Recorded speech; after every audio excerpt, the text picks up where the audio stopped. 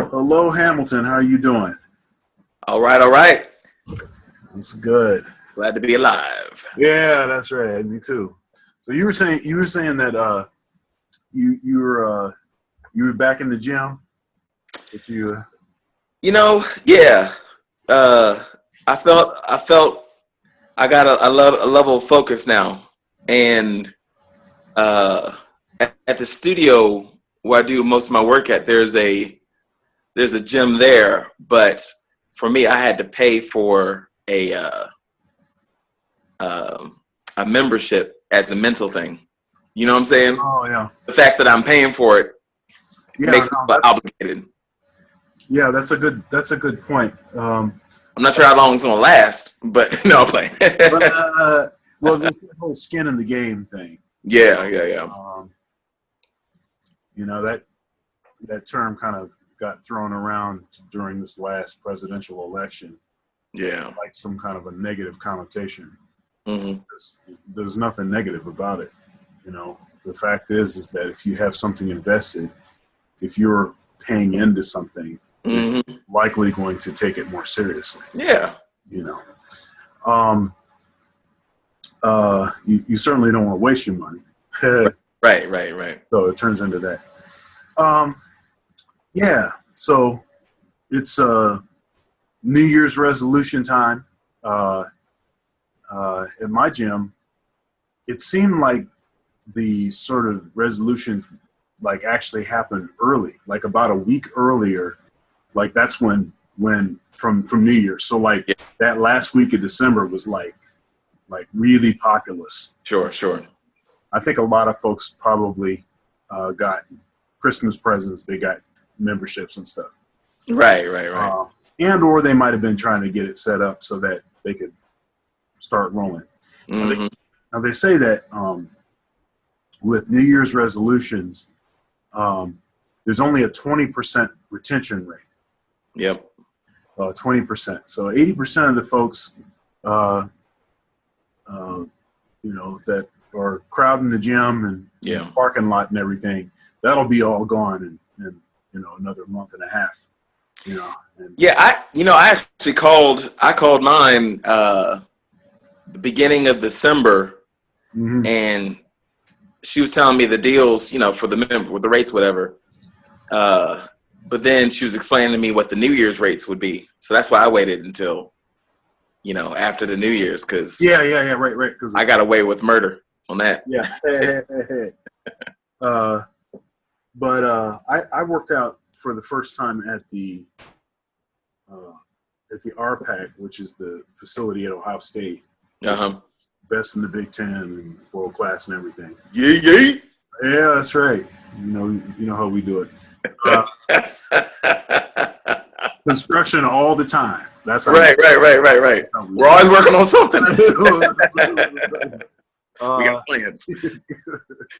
uh, so yeah, I went in there, man, and it was crazy packed, and yeah, that's always the verbiage. But honestly, my honest prayer though, especially for musicians that are trying to do better, change their diet, change their lifestyle, uh, get in the gym more consistently. My prayer is that there's an unusually high retention rate this year. Mm-hmm. There's a growing number of musicians that are taking the whole health thing Yeah. serious, and getting to the gym and uh, cats competing in marathons and competing in bodybuilding competitions Yeah. and everything else. So, and all that stuff is very positive. Um, but anyhow, I wanted to talk today about uh, dressing the part Mm-hmm. in professionalism, for a working musician. Um, and what are some of your thoughts about maybe basic pieces of attire or clothing that you feel like you absolutely need to have in your closet Sure.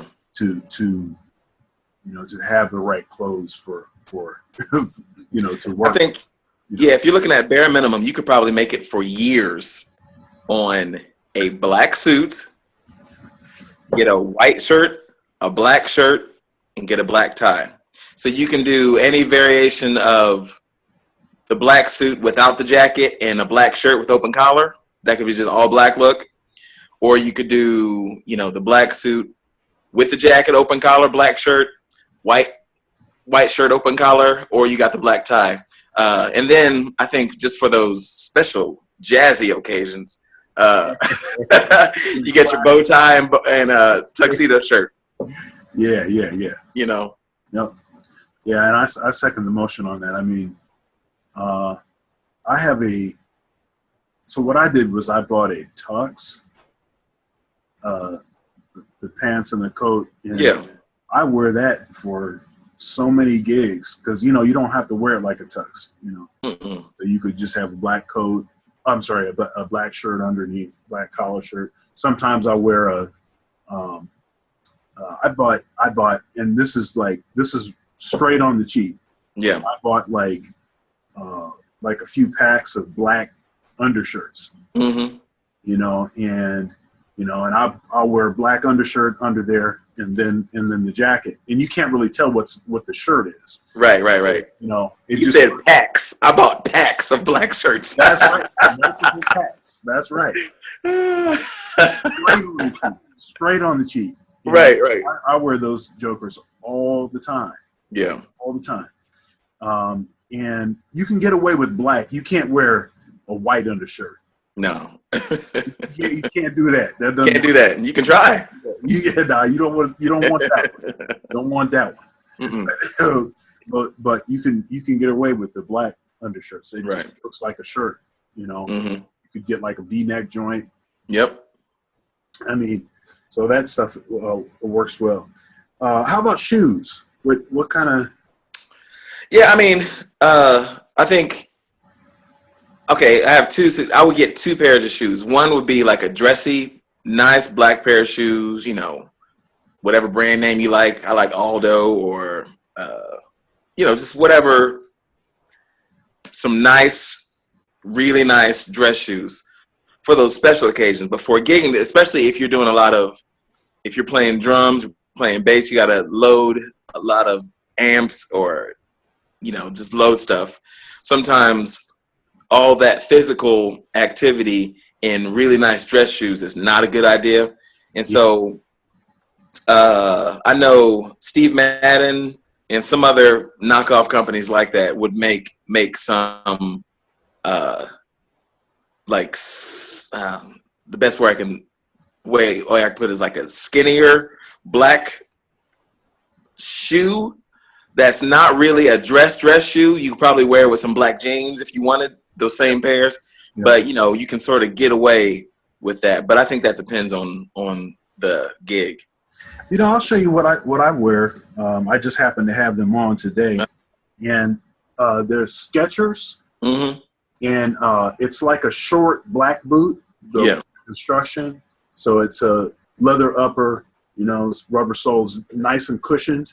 Right in here, and I can get away with wearing this from anywhere from like a gig where I have a suit on, especially like in the winter months, to a gig that I might be wearing like a nice pair of jeans and a nice shirt. I can still wear these shoes, and I don't know about you, but those gigs where I have to stand up for 4 hours. Yeah. Man, and wearing like dress shoes or something. Oh my goodness gracious.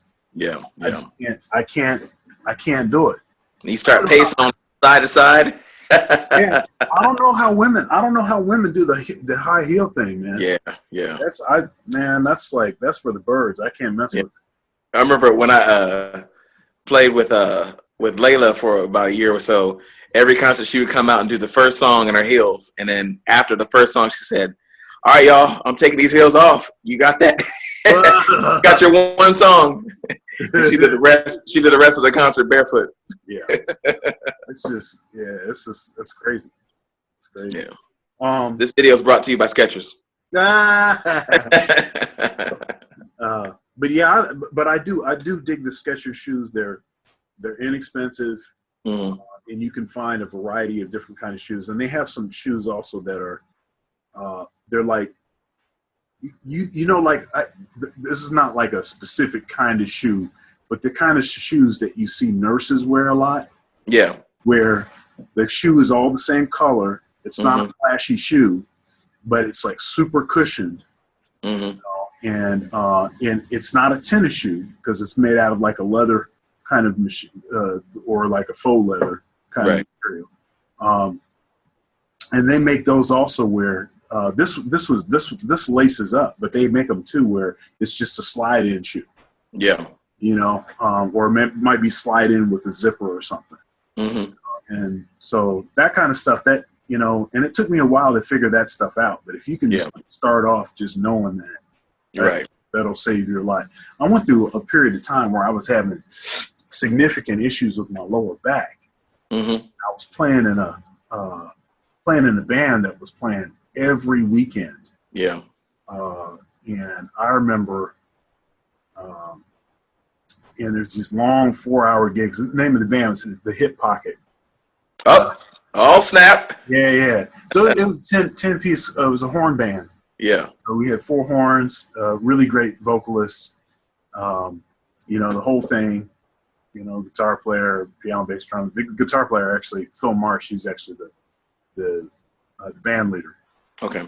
And I remember, like after the end of those gigs, sometimes like I could barely get into my car, man. Yeah. Like, because my lower back was killing me so much because I had to stand up for so long. Yeah. Now, shoes weren't going to totally fix that. They could help. Mm-hmm. They weren't going to totally help that. But what I started doing, now I wouldn't have been able to do this for that gig. But what I started doing is I have a stool, and it's almost like you're standing height stool. Yeah. So I can play. I can either sit on the stool and just play, and it will still look like I'm up at the height, almost like I'm standing. I'm pretty tall anyway. Or I can just use it to relieve my back.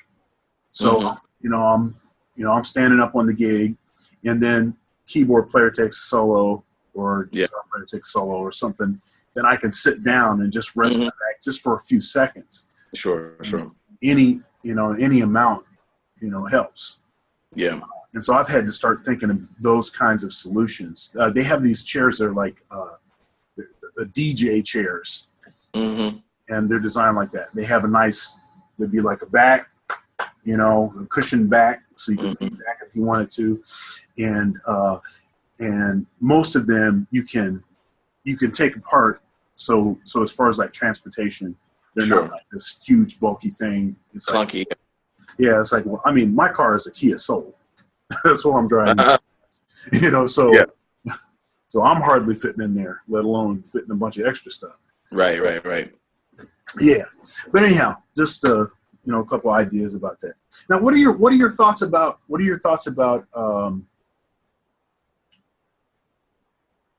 okay, so what if you don't get communication about what to wear for a gig? Yeah.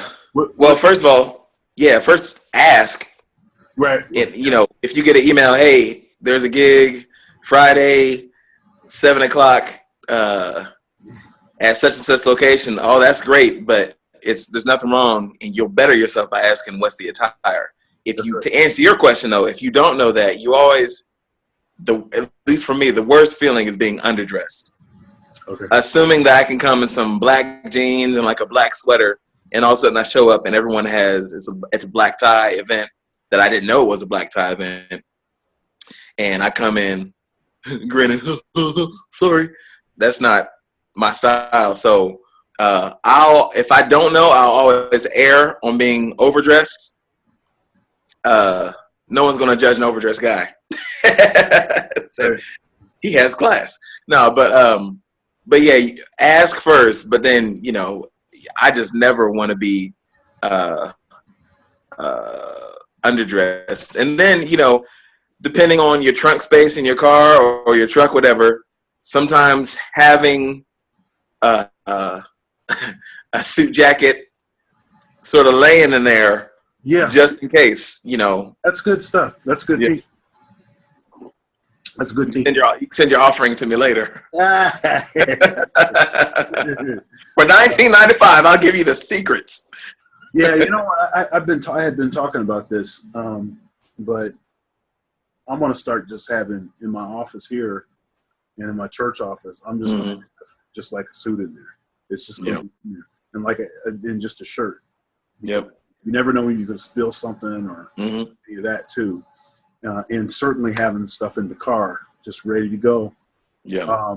Which takes me to another point. I remember in that same band, the Hip Pocket, the band leader, he had like this tote of like this miscellaneous stuff, and I was like, why does this dude have this tote of miscellaneous stuff? But it was stuff like saxophone neck strap. He was a guitar player. Saxophone neck strap, cables. Quarter-inch cable, I was about to say, yeah. Yeah. I think he had like a bass drum pedal in there. You know, he just had like all of this stuff. Yep. And he had learned that, you know, band members sometimes they don't bring the stuff they're supposed to bring. You can save a gig by just having a few things on hand all the time. Especially if you're a band leader. Yeah, right. It all comes back on you, yeah. That's right. And I would suggest, even if you're not a band leader, like I have a tote. I always had a tote in my car, and it's got like power strip, extension cable. You know, it's got some extra, you know, XLR cables. You know, I've got a keyboard stand that just stays in my car. You know, there's a sustain pedal in my car. Sustain pedal, man. That's the little things, man. Yeah. So I just have that stuff in a tote that just stays in there. Yeah.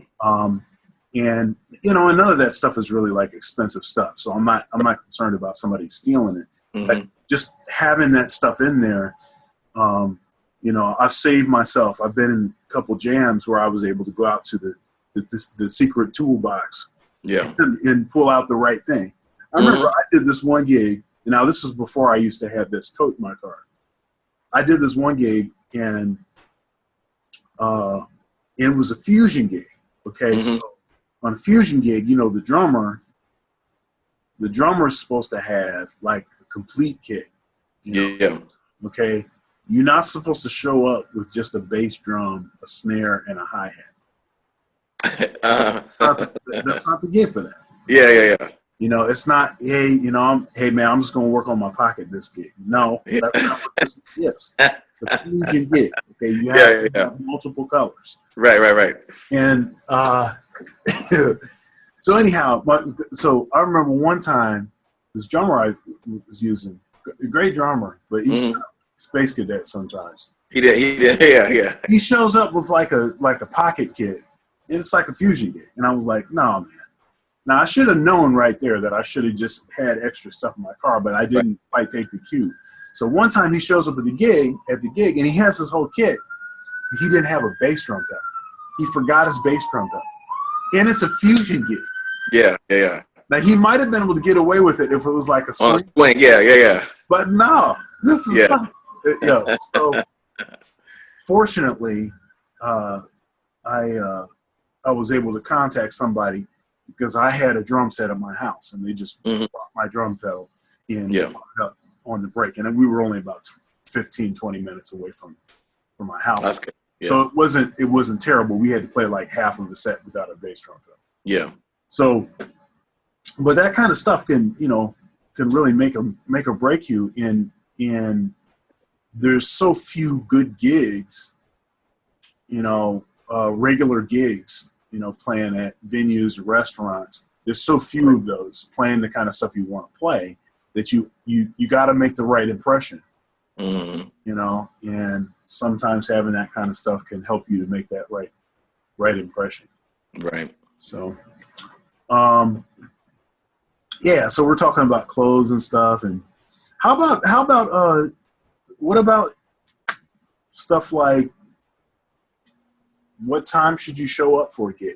How much time should you give yourself so that you can be ready? Yeah. You know, the saying, I'm sure I'm going to butcher it, but early is on time is late, Right, right. late, you're fired. So That's right. it's always better to err. Like if you're going to err, it's better to err on the side of being too early. Yeah. And maybe have some extra time where you're flipping on your phone or something, or doing some reading before the gig. But coming 5 minutes talking about, sorry, y'all. Now, if you're the horn player, like I could put my sax together in 30 seconds, play toot toot, and be ready to go. Uh-huh. If you're the drummer, or a keyboard player, anything that has a setup gear, unless you're playing piano, you sort of walk in. Now, piano, if I know the venue, you know, I can walk in 5 minutes before, sit down, let's go. But if I'm not sure of the venue, like if I get an address I've never seen before for a gig, Yeah. it's way smarter to come, you know, maybe an hour early, check it out, set up, go get something to drink, come back. Yeah. You know, it's just a much more relaxed thing. And you learn these things when you're the band leader. Yeah. And everything falls on you, and you're the one that gets embarrassed. So then when you're not the band leader, you understand the band leader's drama, and you're a little more empathetic to that, and you're thinking ahead of time. Because as the band leader, like you said, you know, if you're at a restaurant venue or something that's trying out jazz, or you know, could possibly be a good weekly situation for you, you can screw that up by coming in the wrong way, not finding where the entrances are. I remember when I was younger, I did some dumb things. I remember I was playing at a restaurant, and I didn't know where the entrance was. I didn't ask. So I came from the back of the restaurant, went through the tables. I don't know what I was thinking, just dumb. Went through the tables. Excuse me. And it looked so bad. And, you know, afterwards, now I could look back and say, I wish I would have found the back entrance or something, or got there before, you know, most of the people got there and set up early. Right. But you're never going to go wrong by being too early. I can't think of a situation where I've been too early and it's been a problem. Yeah. You know, for me, the whole, I need some time to, everything's set up. Now I can just be at peace for a few minutes. Yeah. Before we start. Mm-hmm. You know, and my general rule has been, if I'm the band leader, and this will depend on what kind of band it is, because you know, one of my bands, it's like an extensive setup because we use a lot of technology. Yeah. So I would be there a couple hours early to get everything set up. But then if I'm just playing like in my quartet or my quintet, and it's a jazz gig, then my rule is I arrive 1 hour earlier than the gig. The gig's at 6, I show up at 5 o'clock. And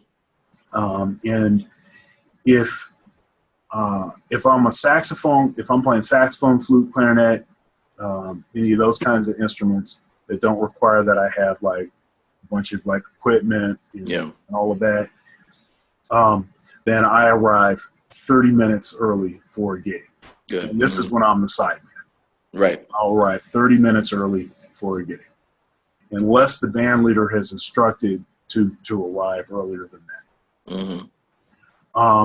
And then if I'm a rhythm section player on a gig, if I'm playing bass, if I'm playing keyboard, if I'm playing guitar on a gig, then I show up 1 hour earlier because I need 20 minutes to get set up. Right. And then once I get my sound right, stand is set up, music is just like it needs to be, then I can relax for a few minutes. Yeah. Maybe warm up my hands or something. Mm-hmm. You know.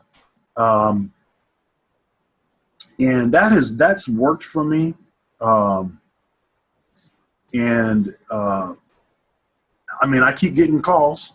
Yeah. You know, so I haven't, you know, and that whole like being late in that kind of stereotypical jazz musician thing, Mm-hmm. you know, laid back, way laid back, showing up late. Don't even apologize when you show up late because, hey, this is what it is. Yeah. That's really on the way out. Mm-hmm. Like, I don't see a lot of guys that have that kind of, unless you're a name cat. Yeah. And actually with them, the name cats, they didn't get to be name cats by being like that. Right. So you can't really do that anymore. And everybody is concerned about, you know, time, how much of a time investment they have into pretty much everything that they're doing. Yeah. And so you can't be wasting people's time by showing up late. I think you don't want to make anybody sweat. So you got to think about it outside of yourself. If you're the side man, you don't want to have the band leader sitting there sweating, looking at his watch, talking about it's 10 minutes till. Where is the drummer at? Or where is the bass player at? Where is the horn player at? You just don't want that. And then if you're the band leader, you don't want whoever is over the venue, whether it's restaurant, concert hall, whatever, to be looking at their watch. Oh boy, it's 20 minutes till, and not all the band's here. It just looks bad. Right. And I think I didn't realize that fully until I started being more of a band leader, and I could be an hour ahead of time, and so the venue, whoever's over the venue is like, okay, cool. But when the people that I was hiring weren't on time, then I'm looking at the venue person talking about, they're almost here. Yeah, they're stuck in traffic, you know, and I'm starting to make excuses. I'm starting to sweat inside. And I stopped calling certain people because even if you're killing and you're a super inspiration to play with, I can't hire you if you're going to cost me my money. Yeah, you know? That was the right way to say it. Yeah. Yeah. So, yeah, okay, so I have like this list of qualifications, qualities that band members have to have if they want to play my band. So yeah, they got to be talented. They got to be able to play the music, and my music is challenging. So they have to be, you know, somewhat experienced, not just somewhat experienced. They need to be experienced players. So that stuff is there. But I will reduce the sort of hierarchy of some of those things if I know that the cat's going to be late, that they're going to be a jerk, you know, that they're going to come with a funky vibe. Because sometimes cats they're complaining too much. They're complaining about everything. They're whining about everything. Every time you ask them, how are you doing? They got some hard luck stuff that they talking. And, you know, I'm not, you know, if I ask somebody how you doing, I really want you to tell me what's happening. But, you know, before long, if I have to hear the same old belly aching all the time, it's just like, that's not really the kind of cat I want on the gig. And to your point, you know, 9 times out of 10, someone who complains to you a lot is someone who will complain about you behind your back. You know what I'm saying? Yeah. The cats are always, you know, and they saying it to you. 9 times out of 10, just human nature.